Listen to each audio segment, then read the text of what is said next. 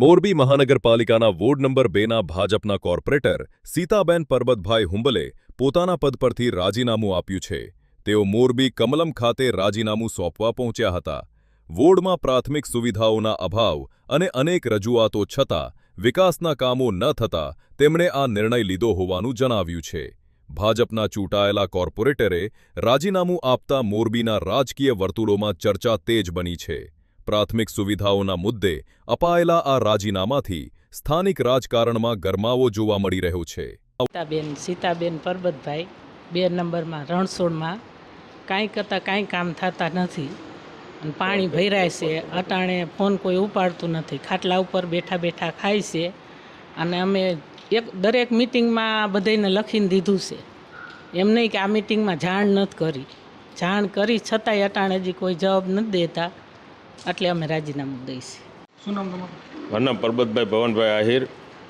અમો મારા ધર્મપત્ની શ્રી સીતાબેન પરબતભાઈ હુંબલ અમો આજે કમલમે રાજીનામું દેવા પહોંચ્યા છીએ.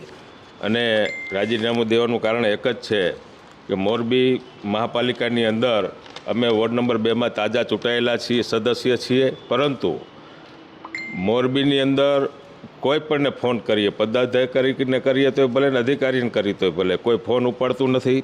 અમારો આખો વિસ્તાર એકદમ પછાત છે. ત્યાં એસટી, એસસી અને ઓબીસી જ રહીએ છે. એટલે તે વિસ્તારનું કોઈ પણ પ્રકારનું આજે પણ 150 રોડમાંથી એક પણ રોડ બન્યો નથી. ફક્ત એક મેઇન રોડ બન્યો છે. 2000 લાઇટ નાખવાની જરૂર છે. ત્યાં મને હમણાં 8 જ લાઇટ મોકલી, આવી અમારી મશ્કરી કરે છે.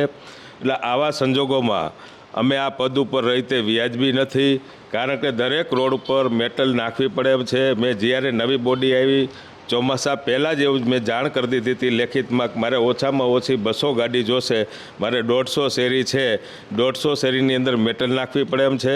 સત્વરા સમાજની 15 વાડીઓ છે, ત્યાં પણ ક્યાંય હલાય એવું નથી, લાઇટું નથી, થાંભલા નથી, રોડ નથી, કોઈ વસ્તુ ન હોય તો મેં રજૂઆત કરેલ, પણ આજ સુધી કોઈ પણ જાતની રાહત આપેલ નથી, કોઈ પણ જાતના કોઈ કામ શરૂ કરેલ નથી. એટલે અમારે ન છૂટકે આજે રાજીનામું આપવા માટે અમે આવ્યા છીએ. જે રોડ ખાતું સંભાળે છે નીરવભાઈ કરીને કોક છે નગરપાલિકામાં, એ પણ ફોન ઉપાડતા નથી. અને કોઈ પણ ગમે તેને ફોન કરીએ તો કોઈ ફોન ન ઉપાડે, કોઈ કામ ન કરે. એટલે અમે કંટાળી અને આજે ભાજપના સભ્યો હોવા છતાં અમે રાજીનામું આપીએ છીએ.